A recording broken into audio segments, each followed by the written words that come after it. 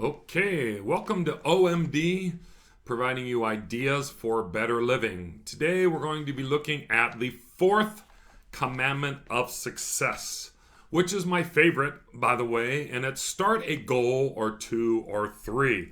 Now, this whole idea for the one mean dream and doing these videos started with this right here.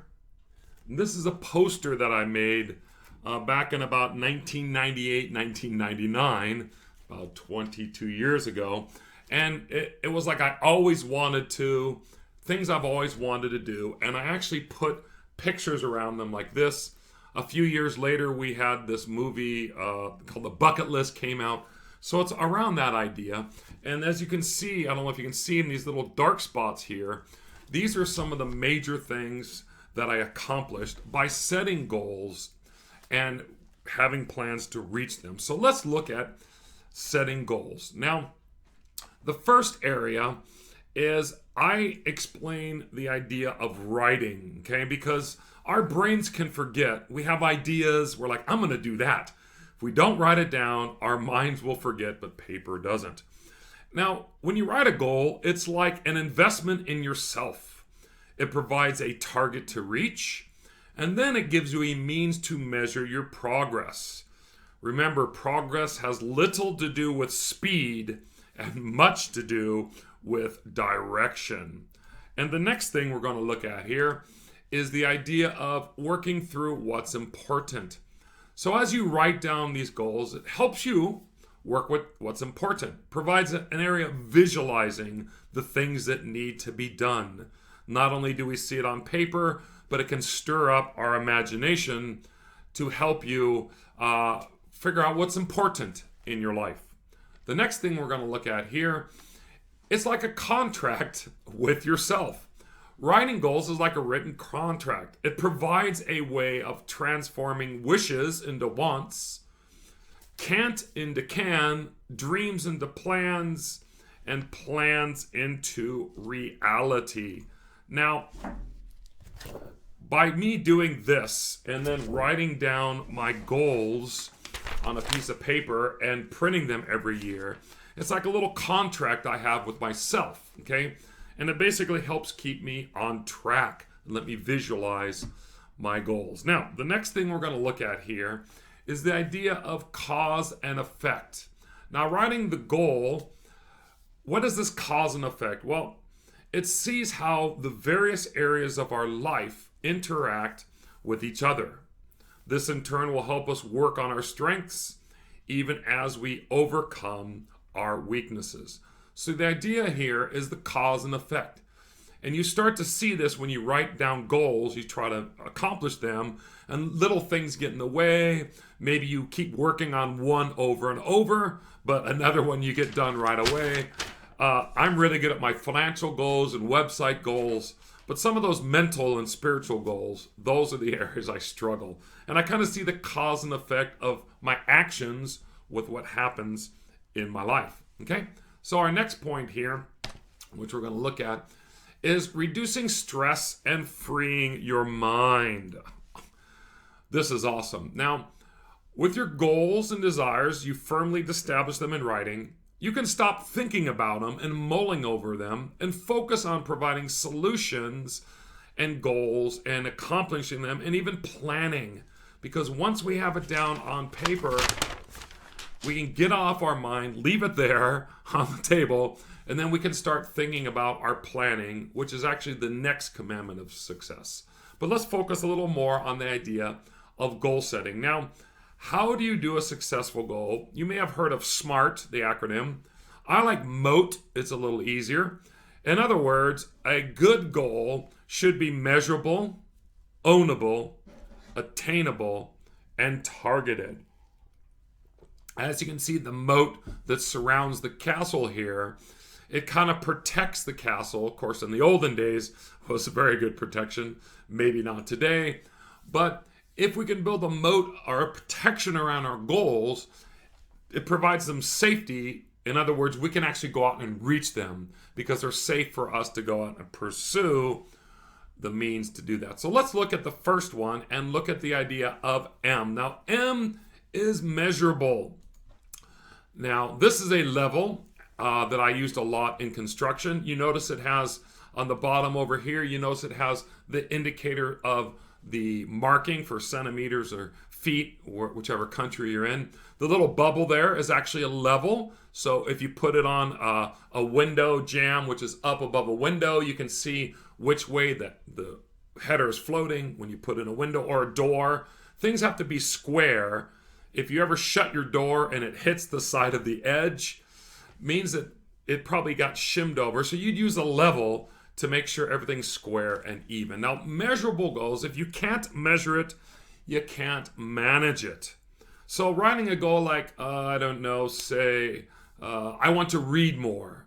That's not measurable. If you said, I want to read 3 books by my next birthday, then you have 3 books, the number 3, and then you have the date, your next birthday. So make sure that there's some kind of date or time or measurement indicator in there. You can track your progress a little easier. So, measurable. All right, let's look at the next O, which is ownable.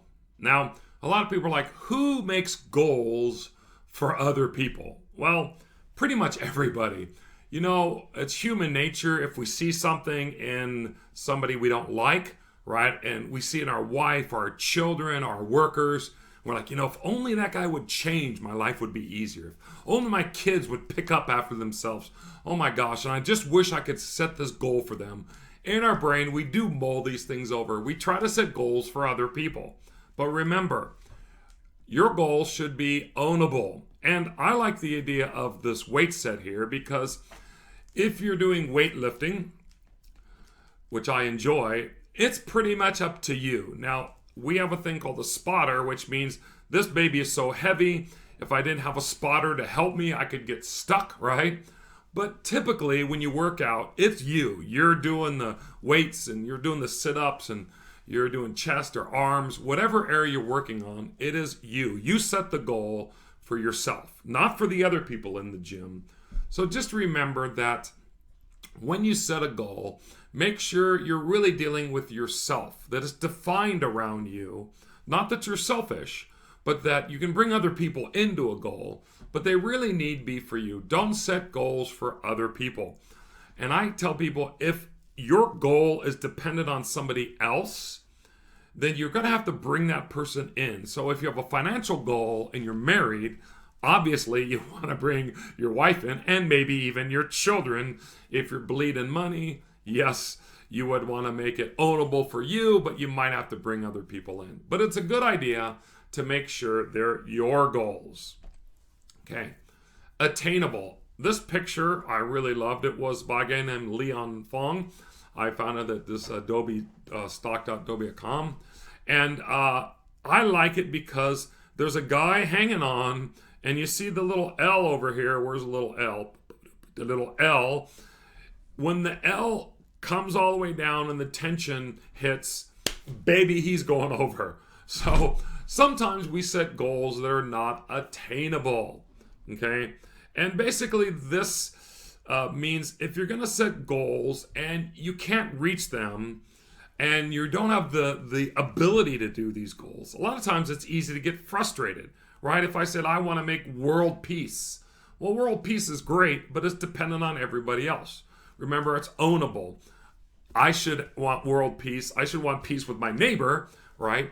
And something that's more attainable. So I could focus my goal down to something that I can attain. So now our abilities and our desires, they're great. And it's good to have goals beyond yourself.